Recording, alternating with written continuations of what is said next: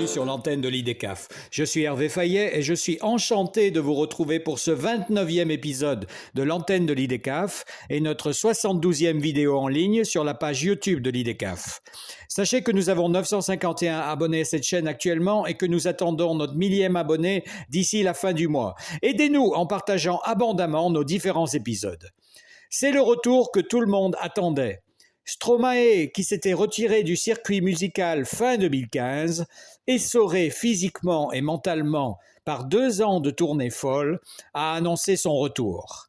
L'interprète d'Alors on danse, Papa Outé ou Formidable est annoncé au festival Rock en Seine en région parisienne le dernier week-end d'août 2022. Avant cela, c'est le public de sa Belgique natale qui aura la primeur de son retour.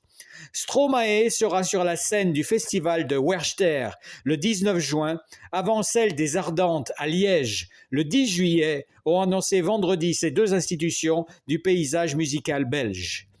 Son deuxième album, Racine Carrée, en 2013, après Cheese en 2010, avait fait basculer le Belge de 36 ans dans une autre dimension.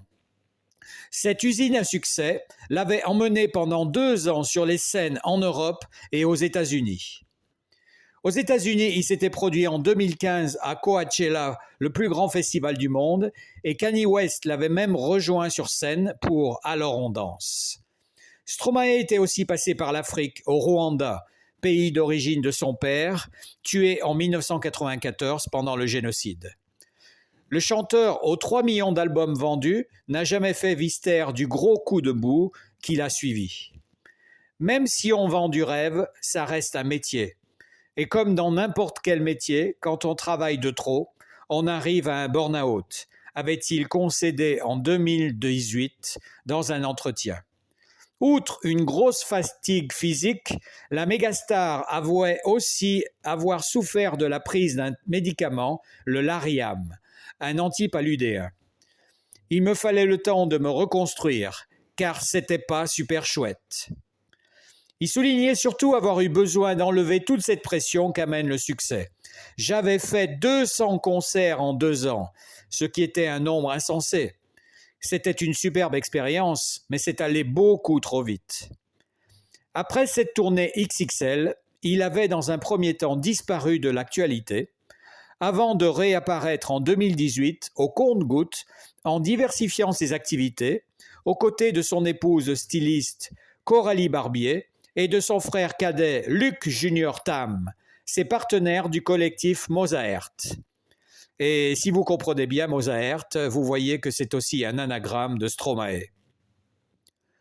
La créativité, bon, elle est toujours là, rassurait-il déjà ses fans il y a 3 ans, mais ce sera à un rythme beaucoup plus sain et reposé.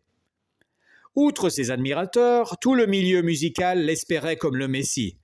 Diplo, l'excellent DJ, répétait cette année toujours vouloir faire un disque avec Stromae. Kenny Gates, le cofondateur du label Pias, confiait aussi rêver de lui pour une collection d'œuvres en mode piano-voix, inaugurée par l'excellent, le sublimissime Arnaud. La nouvelle génération n'avait que son nom à la bouche, tel Glintz, un rappeur d'Anvers. En octobre 2019, à la surprise générale, sa voix se posait sur un titre du groupe Coldplay, Arabesque.